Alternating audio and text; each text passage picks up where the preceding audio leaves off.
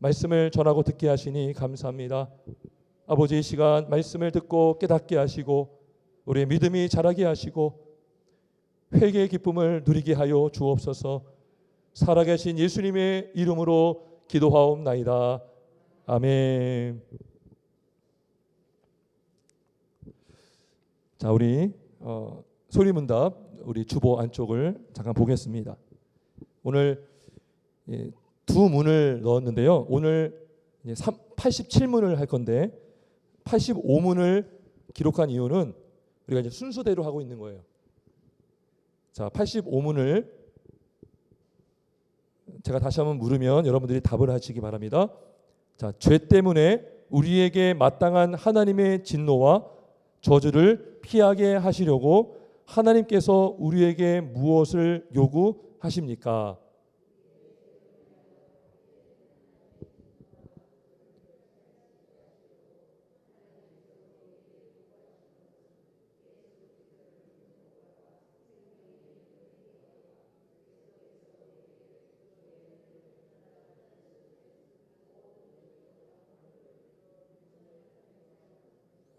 네, 그래서 믿는 것, 회개하는 것, 모든 외적 방도를 부지런히 사용하는 것. 그래서 우리 지난 주의 오후에는 믿음이 무엇인가, 예수 그리스도를 믿는 믿음이 무엇인가,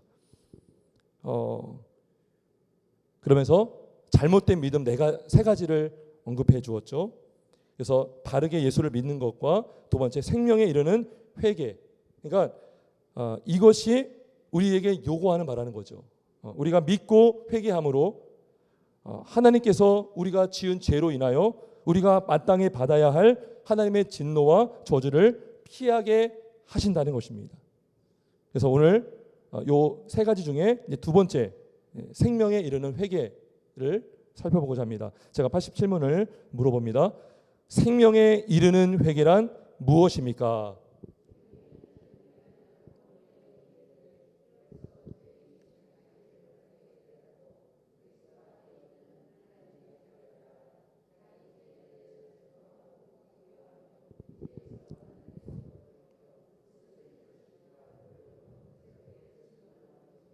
네, 우리가 회개하면 좀 막연하잖아요. 뭔가 죄책감이 들고 뭔가 후회스럽고 눈물을 흘리고. 근데 이게 뭐예요? 성경에서 나온 이 가르침이 뭐예요? 이 생명에 이르는 회개에 대한 설명입니다.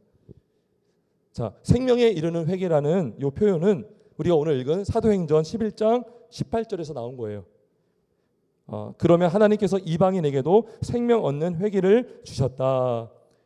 그래서 회개가 생명을 얻게 한다는 것입니다. 생명을 얻게 한다는 거예요. 자, 그래서 회개가 무엇인가 여기 이제 설명이 되고 있어요. 첫 번째는 회개는 구원의 은혜라는 것입니다. 은혜. 여러분, 하나님께서 우리에게 요구한다고 해서 우리의 행위로 되는 게 아니에요, 사실. 자, 요구하도록 우리에게 요구하는 게 있는데 잘 보십시오. 믿어야 구원받죠. 근데요, 믿음이 생겨야지 믿죠. 그럼 그 믿음을 일으켜주는 분이 하나님이시죠. 성령님이시죠. 믿음이 선물이에요. 자, 하나님은요, 구원의 결과도 선물로 주시고 구원의 과정도 선물로 주십니다. 과정을 믿음을 통해서 우리가 구원받죠. 믿음을 일으켜주는 게 내 지식이 아닙니다. 내 노력이 아니에요. 하나님이 깨닫게 주셔야지 믿을 수 있어요. 죄도 마찬가지, 회개도 마찬가지입니다. 내가 죄를 깨닫지 않으면 회개하지 못해요. 내가 얼마나 망가져 있고 내 안에 소망이 없는 것을 머리로가 아니라 온 인격으로 경험하지 않고 확신하지 않으면 우리는 결코 회개할 수 없어요. 하나님께 돌아갈 수가 없어요. 여러분, 이 둘째 아들이요, 집 나갔잖아요. 많은 재산을 얻고 갔어요. 근데요, 마침 다 탕진하고 흉년까지 들었어요. 그리고 뭔가 먹어야 되잖아요. 그래서 어떤 사람에게 붙여서 일을 얻었는데 돼지치는 일을 했어요. 여러분, 돼지는요, 이 당시에도 부정한 동물이죠. 돼지는 부정한 동물을 치는 자가 되었어요. 그 아버지가 얼마나 부잣집이었습니까? 짐 따오니까 고생하는 거예요. 그래서 돼지를 치는데 배가 고파요. 근데 돼지가 부정한 짐승인데 부정한 짐승이 먹는 그 양식도 먹지 못해요. 왜요? 주는 자가 없어요. 완전히 바닥인 거죠. 바닥. 이 바닥을 경험하지 못하면 우리는 회개할 수 없어요. 사실. 회개하는 신중할 수 있겠지만 우리가 완전히 바닥을 치지 않으면 회개하기는 어렵다는 것입니다. 근데 이 철저하게 죄인임을 깨닫게 하시는 분이 우리 성령님이시다. 그래서 주님을 붙들게 되고 주님께 나아가게 하는 거다. 그래서 회개는 구원의 은혜라는 것입니다. 생명을 얻게 하는 은혜, 생명에 이르게 하는 은혜라는 것입니다. 그래서 죄인이 자기 죄를 바로 깨닫고 이게 이제 처음에 은혜고, 회개는 은혜고, 두 번째는 죄를 바르게 깨닫는 거예요. 여러분, 그냥 깨닫는 게 아닙니다. 바르게 깨닫는 겁니다. 바르게.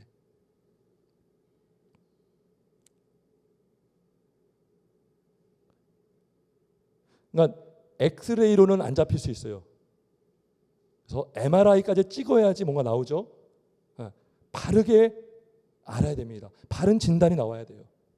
근데 이것조차도 우리의 힘으로 안 돼요. 여러분, 어떤 상황 속에서 어려움이 닥쳤어요. 너무 힘들어요.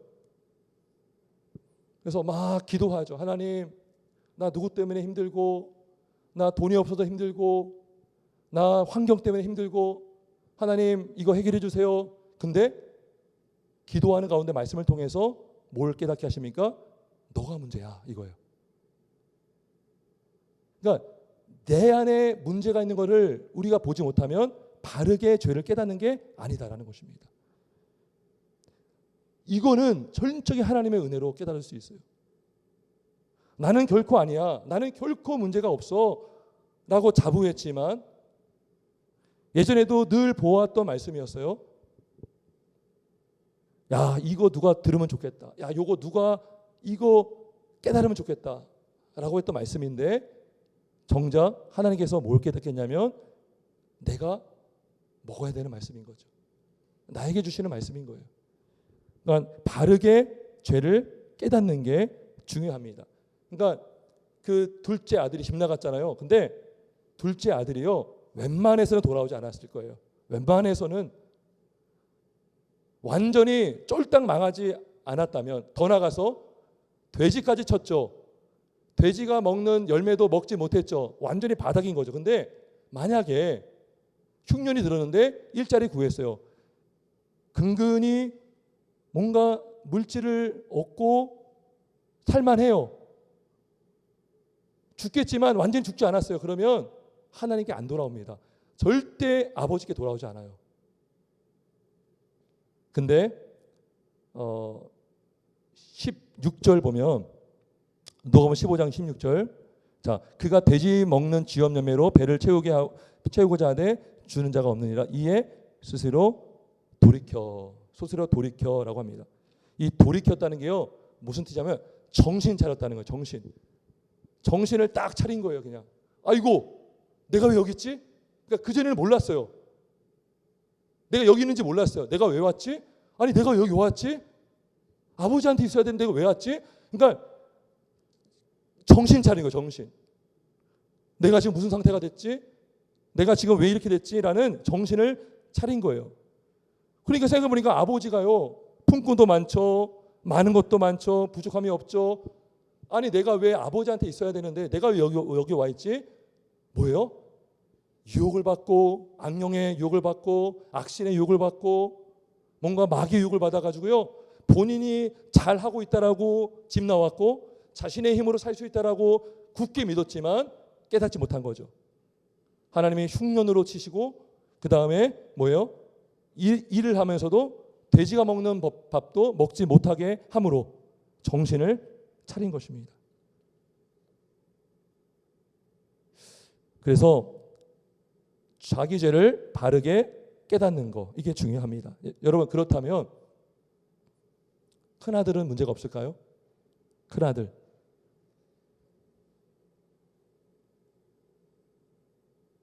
여러분, 잃은 양의 비유는요, 원래 누구에게 주시는 말씀일까요? 둘째 아들이 아니에요, 사실. 첫째 아들입니다. 첫째 아들을 들으라고 이 비유를 해주신 거예요. 하나님, 예수님께서. 자, 큰 아들은요, 이제 그 둘째 아들이 돌아왔어요. 돌아왔죠. 장치를 벌여주죠. 큰 송아지를 잡았어요. 살찐 송아지를 잡았고요. 막 신을 신겨주고요. 가락지를 끼워주고 좋은 옷을, 여기 뭐라고 되어 있냐면 제일 좋은 옷을 입혀주었다라고 해요. 큰아들 입장에서는 황당한 거죠. 아직 몰라요. 일하고 돌아왔더니 집안에 잔치 소리가 들려요. 이게 무슨 소리냐 종에게 물어봐요. 둘째 아들이 돌아왔습니다. 아버지가 기쁘게 여겨서 잔치를 차려주었습니다. 그리고선 아버지가 또 나오죠. 근데 그가 노하여 들어가고자 하지 아니하였다라고 말합니다. 노했어요. 화가 났어요. 아버지가 나와서 권해요. 아들아, 들어가자. 너 동생이 돌아왔다. 얼마나 기쁜 일인가. 근데요, 들어가지 않아요. 그러면서 하는 말이 뭡니까? 내가 여러 해 아버지를 섬기지 않았습니까? 내가 아버지를 떠난 적이 없지 않습니까? 근데 아버지는 나에게 염소 새끼라도 주어 나와 내 벗에게 즐기게 하신 일이 있습니까? 없지 않습니까? 근데 아버지는 창녀, 아버지의 살림을 창녀들과 함께 다 삼켜버린 이 아들이 들어오니까 이렇게 큰 장치를 벌여준 것입니까? 이렇게 불평을 하고 분노를 쏟아냅니다.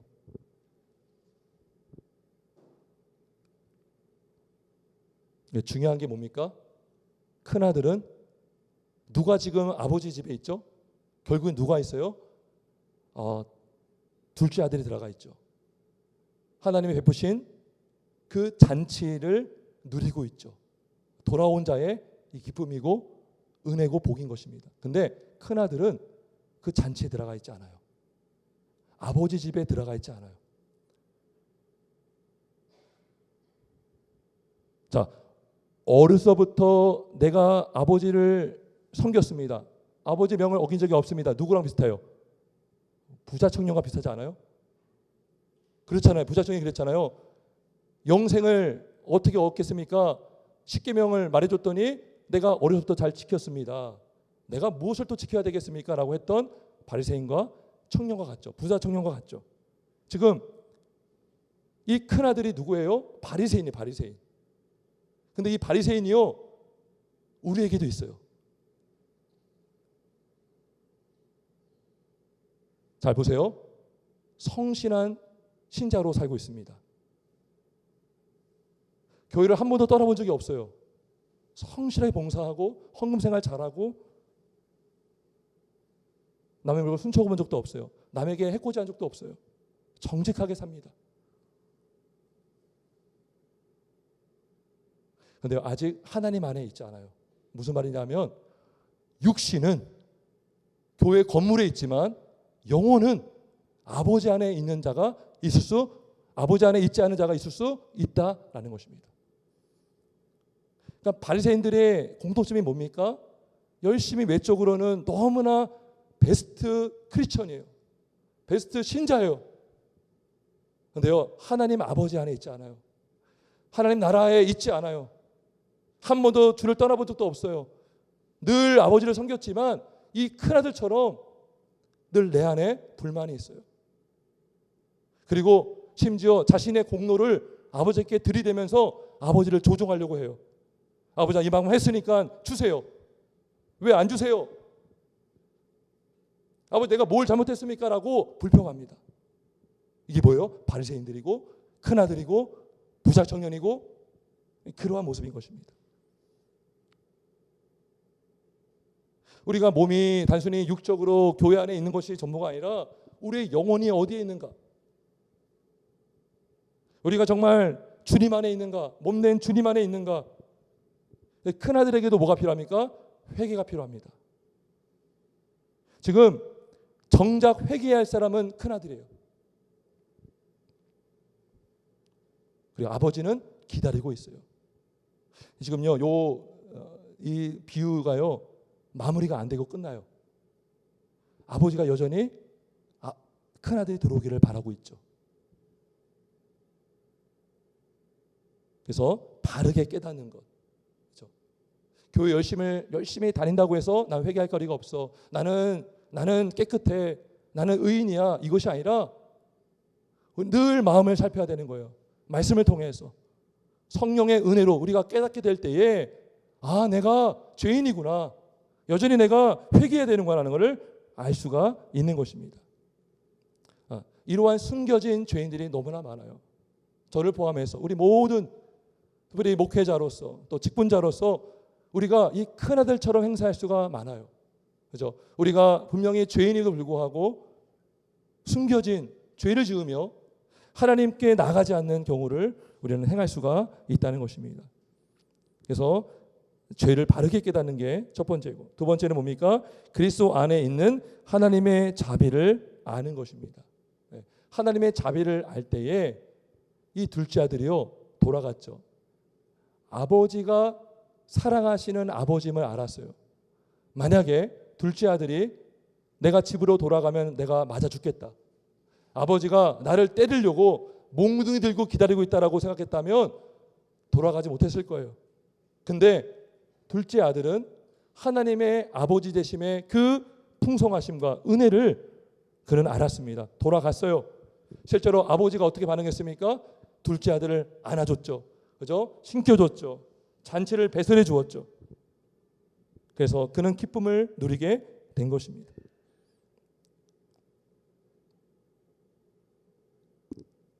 그리고 마지막 뭡니까?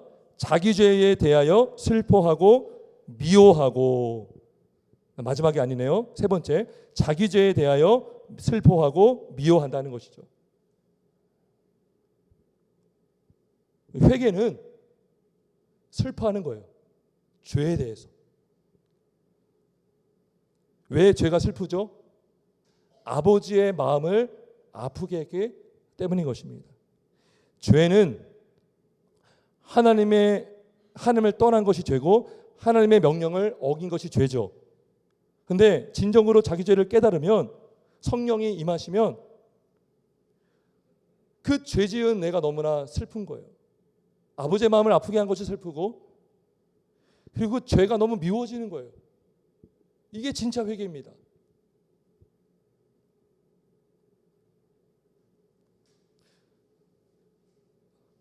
여러분, 이 성난 사자가 있어요. 이 성난 사자는요, 사자죠. 여전히 으르렁거려요. 근데요, 그 쇠사슬로 묶여 있어요. 근데 그 사자는요, 변한 게 아니에요. 이 사자가요, 묶여 있기 때문에 남을 물 수 없어요. 억지로 묶여 있고 억지로 하지 않는 거예요. 그 사자는 그대로 성난 사자입니다.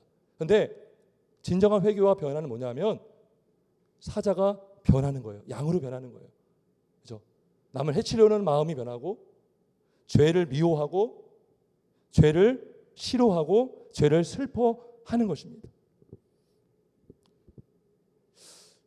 여러분 혹시 지금까지 믿음 생활 해오면서 여러분 가장 기억에 날 때가 언제입니까?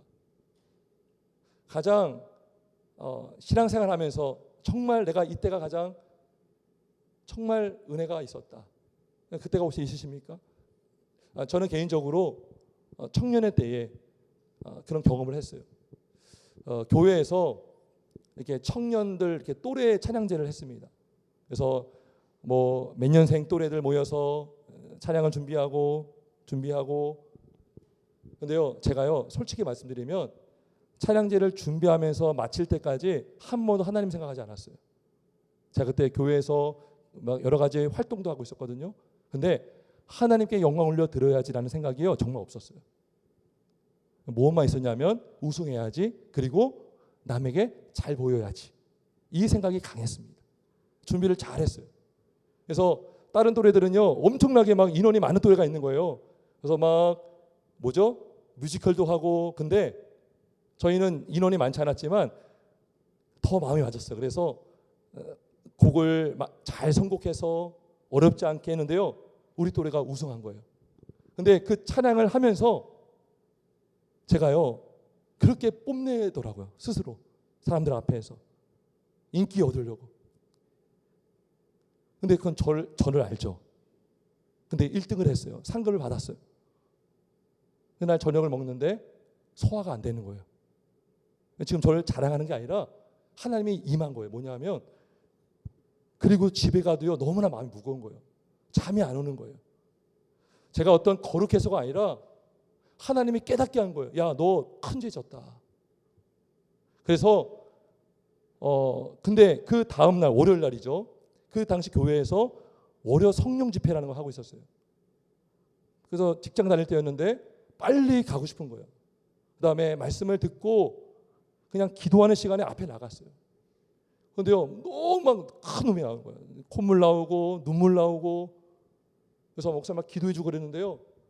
그때 제가요 진짜 회개를 한 것 같아요.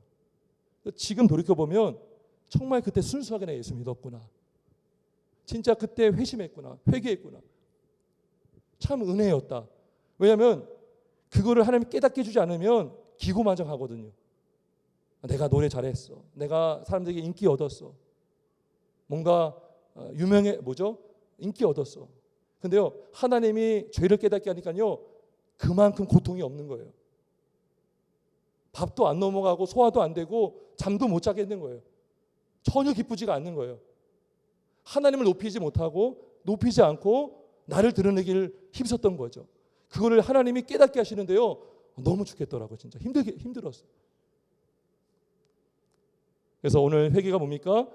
자기 죄에 대해서 슬퍼하고 미워하는 것. 이 죄 때문에 너무나 고통스러운 것. 어떻게 하겠습니까? 어찌하오리까? 베드로가 5절에 설교했을 때에 사람들이 말씀을 듣고 어찌하오리까? 그들이 찔림을 받고 회개하여서 그들이 세례받지 않았습니까? 이러한 회개의 역사. 더 나가서 그러면 단순히 슬퍼하고 미워하는 것으로 끝나는가? 그것이 아니에요. 뭐요? 죄에서 하나님께로 돌이키는 것. 자, 둘째 아들이요. 자신의 민낯 완전히 바닥을 쳤죠. 근데요, 그가요. 아니야, 한 번 더 내가 노력해보자. 이러지 않았어요. 돌아갔죠. 돌아가야 돼요. 여러분, 믿음에는요, 회개가 포함되어 있습니다. 어떤 사람은 예수를 잘 믿는데요. 예수님 나의 구주입니다. 예수님의 능력을 믿어요. 근데요, 자기가 죄인임을 알지 못해요. 그럼 어떻게 됩니까? 하나님이 덤인 거예요. 덤으로 주어진 거예요. 내가 죽고 내가 부인하고 내 자아가 죽고 예수를 위하여 살아야 되는데 믿음이 뭐예요? 나를 위한 믿음이 되는 거예요. 나에게 용기를 주는 믿음. 내가 그냥 힘을 얻는 믿음. 잘 살기 위한 믿음으로. 그렇죠? 제가 예전에 지사생활 할 때에 어떤 분이 믿음이 없는 분인데 오늘도 믿음으로 일한다는 거예요. 믿음으로. 잘 될 거야. 오늘 돈을 벌 수 있을 거야. 이런 믿음을 얘기하더라고요. 근데요. 우리가 진정으로 예수를 믿지 못하면 세상적인 믿음을 말할 수 있어요. 잘 될 거야. 그런데요, 나는 죄인을 몰라요. 주님을 붙들지 않아요. 그래서 돌이키고 순종하는 것. 이게 뭐예요? 회개가 여기서 끝납니다. 순종까지. 회개의 열매가 뭡니까? 순종이에요. 순종. 하나님 잘못됐어요. 그리고 이제 자기 멋대로 사는 게 아니라 그래 너가 날 사랑하느냐? 내 양을 치라. 알겠습니다. 순종하겠습니다. 순종까지 가는 게 뭐예요? 회개에 합당한 열매가 되는 것입니다. 그래서 시편 51편 12절에 다윗이 밧세바 여인을 간음하고 살인죄를 졌죠. 얼마나 큰 죄를 졌습니까? 근데 그가요 이렇게 고백합니다. 주의 구원의 즐거움을 내게 회복시켜 주시고 자원하는 심령을 주사 나를 붙드소서. 그래서 이 회개의 기쁨이 임하면 자원하는 심령으로 순종할 수가 있는 것입니다. 베드로는 회개했어요. 닭이 울고 통곡했다고 심히 통곡했죠. 가룟 유다는요 회개하지 않았어요. 그러니까 되게 양심적이었어요. 이거 중요합니다. 양심적인 게 회개가 아니에요. 오늘날 왜 자살하는 일들이 일어납니까? 나의 우상은 정직함이에요. 남에게 정직한 사람으로 인정받는 거예요. 명예죠. 근데 내가 거짓말해서 들통났어요. 창피해요. 자살하는 거예요. 자신의 의 때문에 자살합니다. 근데 진정으로 예수를 믿는 사람은 내가 죄인임을 깨닫고 하나님께로 돌아갑니다. 이게 진정한 회개인 것입니다. 베드로가 이걸 알았어요. 회개했죠. 심히 통곡하면서 회개했죠. 그래서 이 회개는 오직 하나님의 은혜로 되는 것입니다. 에스겔 36장 25절 또 새 영을 너희 속에 두고 새 마음을 너희에게 주되 너희 육신에서 굳은 마음을 제거하고 부드러운 마음을 줄 것이다. 부드러운 마음이 돼야지 말씀이 들어가죠. 여러분 철판 같은 콘크리트 같은 마음판에 말씀이 들어갈 수가 없습니다. 이 마음을 깨트리고 그죠? 기경하는 것. 이 묵은 땅을 기경하는 것. 딱딱한 밭에는 씨가 못 들어가죠. 그래서 기경해야 되는 거죠. 트랙터로 갈고 곡괭이질하고 이 기경하는 게 뭐예요? 성령께서 하시는 것입니다. 부드러운 마음이 되는 것입니다. 그래서 고난을 통해서 또 슬픔을 통해서 돌아보면서 죄를 깨닫고 하나님께 매달리게 되는 것입니다. 내 영을 너희 속에 두어 너희로 내 율례를 행하게 하리니 너희가 내 규례를 지켜 행할지라. 그래서 우리가 부드러운 마음이 돼서 말씀이 들어가서 말씀이 심겨지고 이 순종의 열매를 맺을 수가 있는 것입니다. 그러면 누가 회개합니까? 겸손한 자가 회개합니다. 겸손한 자가 회개할 수가 있습니다. 그러면 우리 힘으로 겸손할 수 있습니까? 우리 힘으로 겸손할 수 없어요. 우리는요 본성적으로 교만한 자입니다. 하나님의 간섭과 하나님의 도우심이 없으면 우리는 늘 교만하게 사는 인생입니다. 하지만 하나님께서 우리를 겸손케 하시려고 낮추시고 때로는 고난도 주시고 어려움을 주시죠. 그래서 그 영혼이 겸손해지고 하나님을 붙들게 되는 것입니다. 끝까지 내가 건강하다는 사람은 의사를 찾지 않아요. 하지만 내가 죽겠구나, 나 이거 방법이 없구나 하는 사람은 의사를 만나는 것이죠. 영적으로도 똑같습니다. 나는 의인이야, 나는 서 있는 사람이야, 나는 잘하고 있어 라고 하면 결코 주님을 만날 이유가 없습니다. 기도해도요 피상적으로 기도하고요 간절하지 못해요. 근데 내가 죄인임을 깨달으면 그 영혼이 겸손해지고 겸비해지고 낮아져서 하나님께 나올 수가 있는 것입니다. 말씀을 정리하겠습니다. 우리 15장 7절 누가복음 15장 7절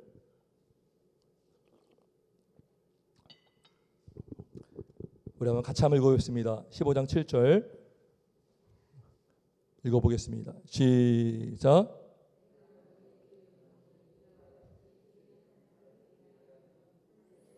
회개할 것이 없는 의인 아홉으로 말미암아 기뻐하는 것보다 더하리라. 아멘.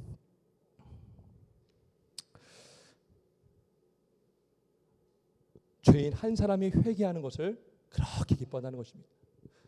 예전에 한 목사님이 이 본문을 가지고 설교한 것을 제가 기억합니다. 이 말씀만 드리고 마칠게요.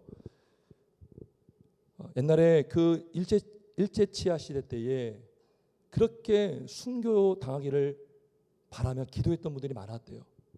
그래서 그 거창교회라고요, 오래된 교회거든요. 거기서 순교자도 많이 나왔고, 거기에 주남선 목사님이 담임으로 계실 때에 그분이 신사참배를 거부해서 옥고를 치렀거든요. 근데 그분이 그렇게 기도했던 게 하나님 저 순교하길 원합니다. 근데 그분이 순교를 못했어요. 그래서 돌아가실 때에 굉장히 참 아쉬워했다. 그러니까 제가 좀 표현을 좀 잘못할 수 있지만 순교 당하기를 기도했다는 거예요. 근데 순교 당하지 않은 것에 대해서 하나님이 허락하지 않으면 순교 당할 수가 없구나라는 말을 했다고 합니다. 그러면서 그 목사님이 그런 말씀하는 거예요. 순교보다 깊은 게, 하나님이 순교보다 기뻐하는 게 뭘까? 여러분, 순교하면 믿음이 있어야 되죠. 의인이죠. 하나님 의롭다 여겨주시는 자죠. 근데 순교보다 더 귀한 게 회개다라는 거예요. 이해가 되십니까? 여러분, 순교 얼마나, 이거는요 믿음의 가문의 영광이죠. 우리 가문에 순교자가 나왔다. 여러분, 예전에 아프가니스탄 그 배용규 목사님 순교당했잖아요. 근데 제주도 갔더니 순교 기념비가 있더라고요. 그 가문에서 인간적으로 너무나 슬프지만 우리 가문에 순교자가 나왔다는 거. 근데요, 여기 뭐라고 되어 있습니까? 한 사람이 회개하면 하늘에서는 회개할 것이 없는 의인 아홉으로 말미암아 기뻐하는 것보다 더하다. 순교보다 귀한 게 뭐예요? 회개라는 것입니다. 주님께 돌아오는 것이고 생명을 얻는 것이고, 그러면 천국에서 잔치가 벌어지고 하나님은 지금도 한 영혼이 돌아오기를 기다리고 있다는 것입니다. 뭔가 우리 가문에 순교자가 나오길 바라고, 하나님 저 그래도 좀 거룩하게 죽고 싶어요. 그래도 순교자로 남길 원해요. 내 이름 누구누구 목사 주님을 믿다가 순교당했다. 이게 아니라 회개하는 것을 주님이 기뻐한다는 것. 그 무엇보다도 주님께 돌아오는 것, 주님을 붙드는 것, 회개하여 생명을 얻는 것, 잃었다가 다시 찾는 것. 이게 뭐라고 합니까? 아버지가 동생은 죽었다가 살지 않았느냐, 내가 잃었다가 얻지 않았느냐. 이게 뭐예요? 회개함으로 생명을 얻는 역사라는 것입니다. 이러한 생명의 은혜, 구원의 은혜가 우리 저와 여러분에게 있길, 그리고 그 은혜가 우리 주변에 이렇게 또 전해질 수 있길 주님의 이름으로 축원합니다. 우리 찬송 부르겠습니다.